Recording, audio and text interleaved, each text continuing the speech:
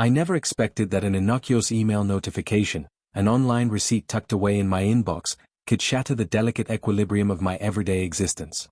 It was a cool autumn evening when I first noticed it, a receipt from an exclusive concierge service, detailing a lavish dinner at an elite venue, a hotel check-in that occurred after midnight, and even an expense for a chauffeur-driven car. At first, I assumed it was a misdirected message or perhaps an error in my online banking account.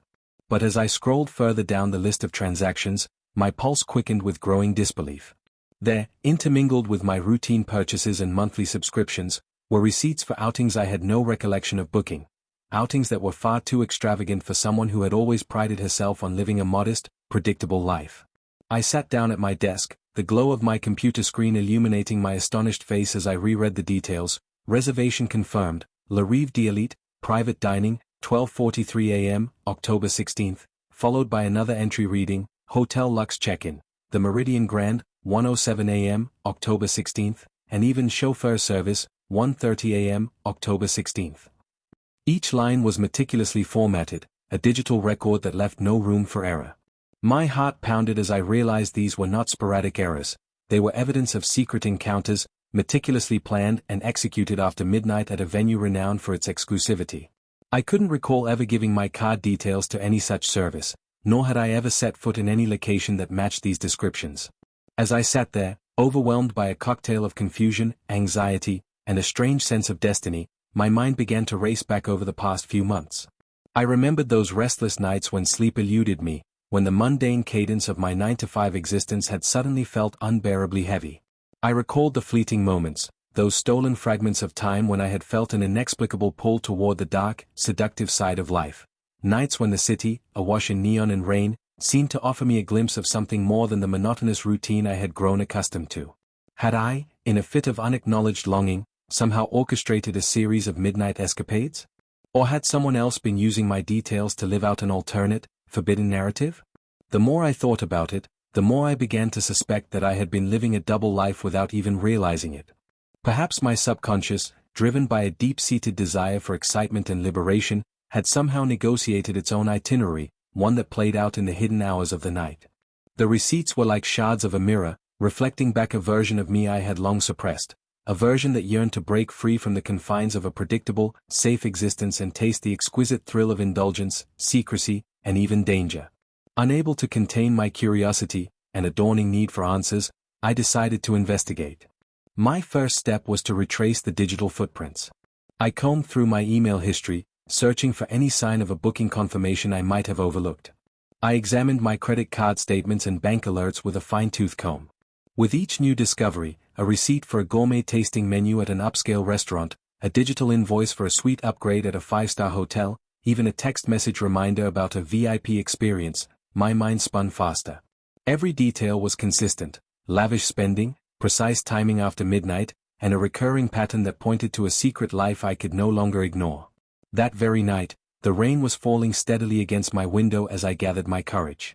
I locked my apartment door behind me and stepped out into the dark streets, determined to see if the clues I had uncovered could lead me to the truth. I had little idea where to begin, but one thing was clear: if these receipts were real, then somewhere in the labyrinthine network of the city, an elite venue awaited, a place where my hidden self had been indulging in secret encounters. I hailed a cab and directed the driver toward a part of town I had seldom visited, a district known for its upscale hotels, chic lounges, and exclusive restaurants that catered to a clientele who lived by a different set of rules. The streets were slick with rain, and the city's lights blurred into a mosaic of color as we drove. I sat in the back, my mind churning with questions. Could it be that I had been spending nights in opulent suites, dining under dim, luxurious lights, all while my conscious self was asleep in the safety of my bed? Was there some part of me that had been orchestrating these clandestine outings as a desperate bid to reclaim a life of passion and adventure? The cab pulled up in front of a stunning glass and steel building that I recognized from one of the receipts, the Meridian Grand. I paid the driver with trembling hands and stepped out into the cool night air. The building's facade was a monument to modern luxury, a sleek structure with mirrored windows that reflected the city's neon glow like shards of broken dreams and untold possibilities. I hesitated at the entrance, heart pounding, and then, with an inward determination, I swiped my key card as if it were destiny calling. The elevator ride upward was surreal, The soft hum of the machinery and the shimmering reflections on the polished walls seemed to echo the beating of my heart as I ascended toward a floor that promised answers. When the elevator doors opened, I found myself in an elegantly appointed corridor. The decor was understated yet opulent, a tasteful blend of contemporary art and classic sophistication. I navigated my way to the suite mentioned in the receipt. The door was slightly ajar, and as I pushed it open, I was greeted by a scene that was at once familiar and alien. The suite was bathed in soft, ambient lighting. Plush furniture, rich textures, and an expansive window that offered a panoramic view of the sleeping city formed the backdrop of what looked like a private sanctuary of luxury. And there, on a sleek marble table, lay an envelope sealed with an embossed emblem. My hands trembled as I broke the seal and unfolded a handwritten note. In graceful script, it read, "Dear Seeker, your secret is safe here. Embrace the night and its hidden truths." The note, brief but profound, sent a chill down my spine. Who was he? And what did it mean that my secret life was being acknowledged in such a cryptic, almost poetic manner? My mind raced as I absorbed the surroundings. The room, though clearly prepared for a guest of distinction, felt eerily empty, yet it vibrated with an energy that hinted at recent activity. I walked slowly to the window and looked out over the city, its lights twinkling like scattered jewels. It was as if the darkness itself held a promise, an invitation to explore the deepest corners of my own hidden identity. That night marked the beginning of an odyssey, a journey into a world I had unwittingly built without my conscious consent. Over the following days, I found myself caught in a whirlwind of internal conflict. Every online receipt that popped up on my phone was both a confirmation of a life lived in secret and a mirror reflecting the parts of me I had long buried. I spent hours poring over digital records, retracing my steps through a series of transactions that mapped out the timeline of my midnight escapades. I remembered the hush of a private dining room at an elite venue, the soft murmur of discreet conversation in a luxurious hotel lobby, and even the fleeting, almost dreamlike quality of those moments when I had slipped away into the unknown. Yet, even as I gathered these fragments, a deeper question gnawed at me: who was responsible for this duality? Was it my own subconscious, desperate to break free from the shackles of a life that had become too predictable? Or was there someone, or something, else pulling the strings, orchestrating these encounters with the precision of a master conductor? I began to suspect that the truth might lie somewhere in between, a delicate interplay of personal desire and external influence. One rainy afternoon, when the sky was heavy with impending storms, I decided to confide in someone who might understand the weight of my discovery. I reached out to Daniel, an old friend from my university days, known for his unconventional lifestyle and his knack for uncovering hidden truths. We met at a quiet, dimly lit bar in a part of town that exuded an air of mystery, a place where whispered secrets seemed to linger in every shadow. Over glasses of amber-hued whiskey, I recounted my experiences, the sudden appearance of online receipts for lavish outings, the clandestine check-ins at elite venues, and the overwhelming sense that I had been living a life parallel to the one I consciously led. Daniel listened intently, his eyes reflecting a mixture of surprise and understanding. "Sometimes," he said quietly, "we create alternate realities to fill the voids we dare not confront in our waking lives. It's as if your soul was trying to remind you that there's more to you than the safe, predictable path you've been following." His words resonated deeply with me. I realized that, though the revelation was shocking, it was also a clarion call, a message from a part of me that yearned to be acknowledged, to be embraced, and to be set free. In the days that followed our conversation, I became determined to follow the trail left by those mysterious receipts. I began to plan discreet visits to the venues indicated in the alerts, each one a potential gateway to the hidden world of midnight encounters I had once enjoyed. I visited a series of elite establishments, a sleek rooftop lounge known only to a select few, a private dining room in a historic mansion-turned-boutique hotel, and even a secret speakeasy tucked away behind an unmarked door in an alley. Each location carried its own unique air of mystery and luxury, and with every visit, memories, vivid, visceral, and sometimes painful, flooded back into me. I recalled the soft laughter in dimly lit corridors, the exhilarating anonymity of shared glances in crowded rooms, and the bittersweet thrill of knowing that, for one precious moment, I had tasted a freedom that I now feared was slipping away. One night, as the rain drummed softly on the window panes of my apartment, I received another online receipt. This one was different, a confirmation for an exclusive, invitation-only event at an elite venue called Midnight Reverie. The receipt detailed a private dinner that was scheduled to begin at precisely 12:15 a.m. and mentioned a hidden lounge that could only be accessed through a series of coded instructions. My heart pounded as I read the details over and over. It was as if the universe, or perhaps a part of my long-suppressed self, was insisting that I step into the unknown one more time. The following evening, I took a deep breath and prepared for what might be the most transformative night of my life. I chose an outfit that was both elegant and daring, a deep burgundy dress that clung to my curves, accented with subtle gold jewelry that caught the light with every movement. I applied a touch of perfume, a blend of jasmine and sandalwood, that felt both familiar and entirely new. With a final glance in the mirror, I left my apartment, determined to confront the past and reclaim the hidden parts of my soul that had been waiting for liberation. I arrived at a location on the outskirts of the city that I had never been to before, a discreet, ivy-covered building with no signage, nestled between modern structures and forgotten warehouses. According to the receipt, this was the entrance to the hidden lounge of Midnight Reverie. I pressed the buzzer, my fingers trembling as I waited for a response. After a brief, agonizing moment, a voice crackled through the intercom, "Enter the code, 4-2-9-7. I hesitated only a moment before punching in the numbers. The door unlocked with a soft click, and I stepped inside. What greeted me was a world that defied explanation. The interior was bathed in a soft, ambient glow, warm, golden light that played upon plush furnishings and rich, dark wood. A subtle melody, like the distant strains of a grand piano, filled the space. There was an air of intimacy and exclusivity, as if every element had been designed to evoke a deep, almost spiritual sense of wonder. I wandered slowly through the space, every step stirring memories and emotions that I had long kept at bay. It was as though I had stepped into a secret haven where time slowed and every moment was infused with meaning. I eventually found a table set for one in a quiet corner of the lounge. On the table lay a single envelope embossed with a delicate emblem and a note that read, "Tonight, let your heart reveal its secrets." I sat down and opened the envelope with trembling fingers. Inside was a handwritten message in elegant calligraphy. "Dear Seeker, the journey you have unwittingly embarked upon is not a curse but a gift. Embrace the echoes of your hidden past and let them guide you to a future of boundless passion and authenticity." The message stirred something deep within me, a mix of longing, regret, and a tentative hope that perhaps this dual life was not a source of shame, but a pathway to rediscovery. I spent the rest of the evening there in reflective solitude, savoring each course of a meticulously prepared meal, each sip of wine that seemed to whisper promises of renewal. In that elite venue, surrounded by the soft hum of secret conversations and the gentle clink of crystal, I began to understand that every online receipt was more than a record of expense. It was a breadcrumb leading me back to parts of myself that I had abandoned. By the time I left Midnight Reverie, the night had deepened into the early hours of morning. The rain had eased, and as I stepped back into the cool embrace of the city, I felt a transformation stirring within me. I realized that these secret encounters, so carefully documented in online receipts, were not a betrayal of who I was, but a call to remember the vibrant, unbridled spirit that I once possessed.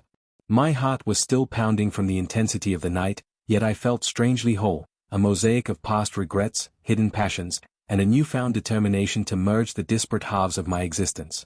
Now, as I sit here writing this account in the quiet after the storm, I know that my journey has only just begun.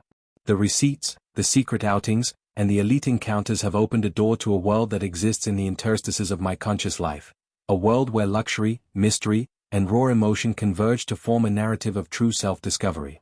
In the coming days, I will continue to trace the trail of these clandestine experiences, confronting the truths they reveal about my hidden self and daring to imagine a future where every midnight encounter is a celebration of life in its fullest, most authentic form. The rain had finally ceased by the time I returned to my apartment, leaving behind a city washed clean and glistening under the first tentative light of dawn. I sat in my living room for what felt like hours, the silence almost overwhelming as I replayed the events of the previous night in my mind. Every receipt, every alert, every hushed secret whispered to me of a life I had long hidden, a life that had, against all odds, been documented in precise digital detail. Now, armed with that undeniable evidence and driven by an urgent need to understand, I was determined to uncover the full truth of my clandestine escapades. In the days that followed, I plunged into a world of investigation and introspection. I reviewed every online receipt with obsessive care, each one a confirmation of a lavish dinner, an exclusive hotel check-in, or a luxury experience that I could barely recall experiencing.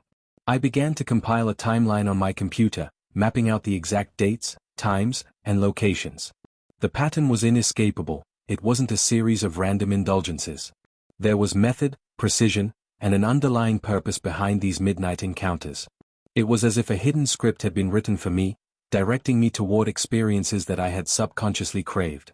I decided that the next logical step was to revisit the elite venue mentioned in the receipts, a place known simply as the Elysian. According to the records, one of my most extravagant outings had taken place there at approximately 1 a.m. on a chilly October night. I felt a knot in my stomach as I recalled the vague yet exhilarating memory of stepping through the Elysian's grand, ornate doors, feeling as though I had slipped into another world entirely. That world, I now realized, was not a figment of my imagination but a living, breathing reality documented in every digital trace. With a mix of trepidation and resolve, I arranged a discreet visit. I rented a car for the night, determined to recreate the journey without attracting attention. The drive to the Elysian was surreal. The city's familiar streets were transformed by the soft glow of streetlights and the distant hum of midnight traffic. As I approached the venue, I was struck by the grandeur of its architecture, a harmonious blend of modern glass and classic stone that exuded both exclusivity and timeless elegance. The entrance was guarded by a tall, impeccably dressed man who regarded me with a knowing smile as I presented a reservation name that, to my surprise, matched the details from the receipts. Inside, the atmosphere was intoxicating. Velvet drapes, subtle lighting, and the gentle murmur of sophisticated conversation created a sense of intimacy that both comforted and unnerved me. I was led to a private lounge area where I sat alone at a table that had been prepared in perfect detail, each plate arranged with meticulous care, every candle flickering as if in silent celebration of the moment. For a long while, I simply sat there, allowing the memories to flood back. The taste of gourmet food, the quiet laughter shared with mysterious companions, and the fleeting, almost dreamlike quality of that night all converged into one overwhelming realization. I had been living a secret life, one that was as luxurious as it was dangerous, as liberating as it was isolating. In the weeks that followed, I began to confront the reality of this double existence. At first, I felt betrayed by my own mind, a mind that had allowed itself to be so divided that I had lost track of which moments were genuine and which were orchestrated by some hidden desire.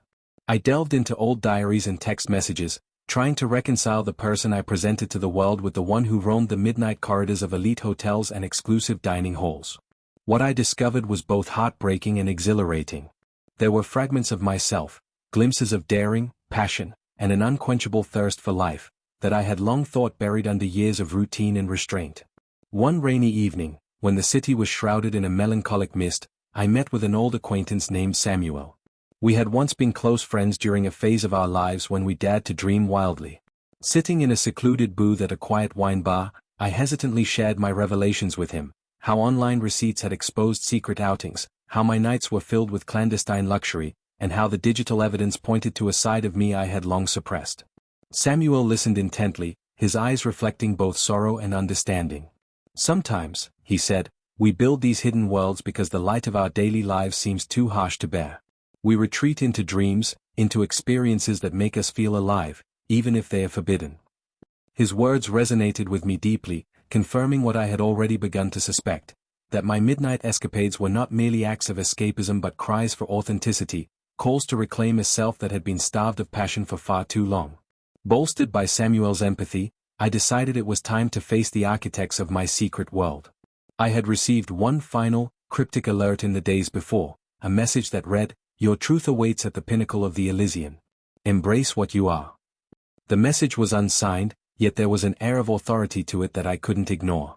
Gathering my courage, I returned to the Elysian under the cover of darkness, this time with the intention of speaking to someone who could shed light on these orchestrated encounters. In the private reception area of the Elysian, I was soon introduced to a woman named Veronica.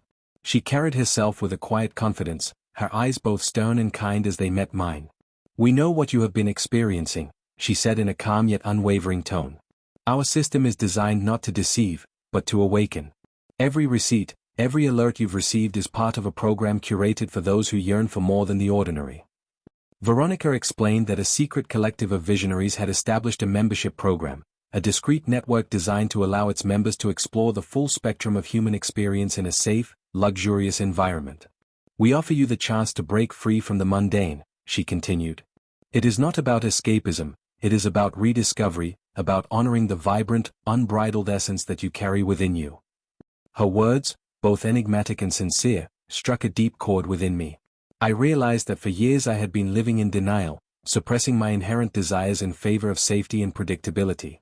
Veronica's explanation was not a condemnation of my choices but an invitation to integrate them, to reconcile the wild, passionate side of my nature with the practical self I presented during the day.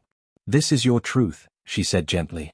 "It is both a part of you and a gift to you, a gift that allows you to live fully, to feel deeply, and to embrace every facet of your being." That night, as I walked away from the Elysian with Veronica's words echoing in my mind, I felt an unfamiliar lightness, a sense of liberation that came from no longer denying who I truly was. I spent the subsequent nights exploring this hidden world with renewed clarity. I attended exclusive gatherings, participated in secret dinner parties, and even began to engage with others who had been part of the collective. Each experience was a mosaic of indulgence and introspection, a careful balancing act between the thrill of luxury and the raw, unfiltered emotions that accompanied it. There were moments of intense vulnerability. I found myself opening up to a kindred spirit named Helena, a woman whose own journey had been marked by similar struggles between conformity and desire. Over shared glasses of wine and whispered confidences in the secluded corners of elite venues, we discovered that our secret encounters were not simply acts of rebellion, they were profound expressions of our need to feel, to love, and to be seen for who we truly were. Helena's laughter, tinged with both joy and sadness, became a salve for wounds I hadn't even known I carried. In our conversations, I began to understand that the true power of these clandestine experiences lay not in the extravagance of the settings but in the intimacy of the emotions they awakened. As the months passed, I worked hard to integrate my two worlds. I no longer shunned the memories of my midnight escapades. Instead, I embraced them as essential threads in the tapestry of my identity. I started to change the way I lived during the day. I introduced small elements of the nocturnal magic into my routine, a vibrant scarf that recalled the gleam of high-end boutiques, a spontaneous dinner at an upscale restaurant with friends, and even a renewed passion for art and music that had always stirred my soul. I began to see that my secret life was not a burden to be hidden but a reservoir of strength and beauty that I could draw upon to transform my everyday existence. One crisp evening, at a sophisticated rooftop party hosted by the very collective that had awakened me, I stood beneath a canopy of stars and listened as a soft melody filled the air. Surrounded by others who had embraced their dualities, I felt an overwhelming sense of belonging, a realization that every online receipt, every luxury outing, was a declaration of life lived boldly and unapologetically. I danced with abandon, letting the music, the laughter, and the vibrant energy of the night wash over me. In that moment, I felt both fragile and invincible, a living testament to the power of transformation that comes from accepting every part of oneself. As the night drew to a close, I found myself alone on the edge of the rooftop, gazing out at the sprawling city below.